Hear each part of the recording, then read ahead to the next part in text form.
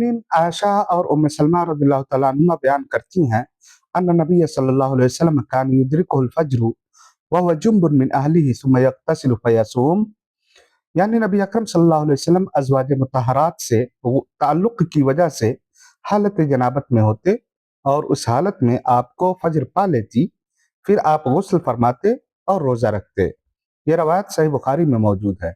इस हदीस से मालूम होता है कि अगर कोई शख्स जनाबत की हालत में सुबह करे, यानी रात में बीवी से सोहबत किया हो और फज्र से पहले गुस्ल न कर सका और फज्र की अजान हो गई, तो इससे उसके रोजे की सेहत पर कोई फर्क नहीं पड़ेगा।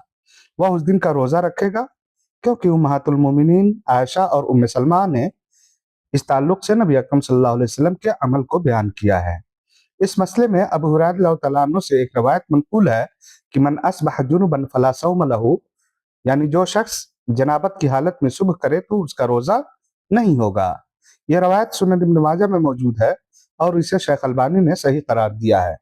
बज़ाहिर इन दोनों रवायतों में तारुज़ महसूस होता है, लेकिन मुहद्दिसीन व फ़ुक़हा ने इसकी वजाहत फरमाई है कि इस सिलसिले में राजिह आयशा और उम्मे सलमा रज़ियल्लाहु तआला अन्हुमा की रवायत है, इसलिए कि वह इस मामले की ऐनी शाहिद थीं और वाक़या घर के अंदर पेश आया था, लिहाजा उनकी खबर ज़्यादा मजबूत और बराह रास्त मुशाहिदे पर मबनी है।